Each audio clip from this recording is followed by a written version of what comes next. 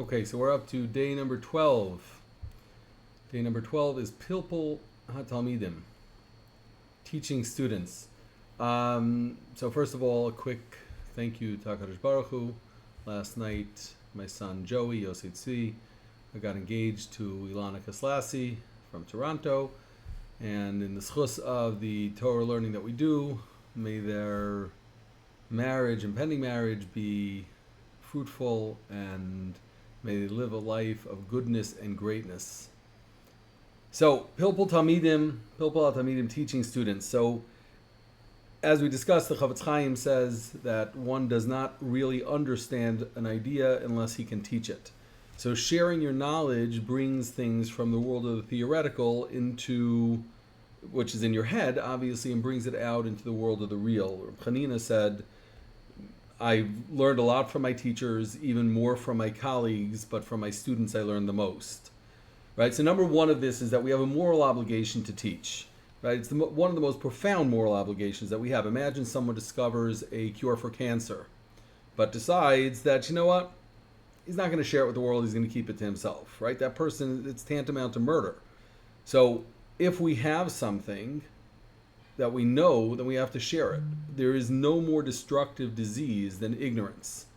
The world is filled with wars and strife and suicide and domestic abuse and alienation, in large part because of ignorance. So if you have an idea, if you know the key to happiness, share it. If you see someone feeling down, lift them up with it. There are many diseases only a doctor can treat, but ignorance can be cured by anyone who has wisdom and shares it. Number two of this is teach, don't preach. Right? Many people think to themselves, who am I to tell someone what to do or what to think? So understanding the difference between preaching and teaching is important. So preaching is accept what I say because I'm the authority. So park your mind, right, and just listen to me. It's ineffective and arrogant. Teaching is communicating ideas with others in a way that they can appreciate it and understand it on their own terms. It's an open exchange of ideas. It's speaking with them, not at them. It's giving them the opportunity that if you're wrong or if they feel you're wrong, they're able to counter it. So give the people you're talking to, your students or others around you that you're sharing a concept with, the space to weigh the evidence and then make their own decisions. So preaching is demagoguery, right? It's usually using significant amounts of overwhelming emotion without necessarily having the substance, and it's really like a sense of manipulation. While an impassioned teacher, right, can be inspiring and uplifting, conveys ideas with emotion, but by the same token gives those who are learning the ability to assess and evaluate those ideas themselves. Number three of this, in a departure from the number three that Rav Noach has, is practice what you teach. Okay? So in Jewish law, we have a whole system of how to decide a disputed legal concept, a disputed halacha, right? And the highest level of decisiveness or decision-making criteria is something called Ma'aser Rav. Ma'aser Rav means the actions of the rabbis. If we have a disputed thing and we know that the primary rabbis acted in a certain way, we can use that, and that kind of trumps all other criteria when we make a decision. So I remember when I ran a software company for more than a decade, we trained hundreds of thousands of educators, administrators, health providers. And what we learned along the way through lots of trial and error is something that we put into three small phrases about how to best teach.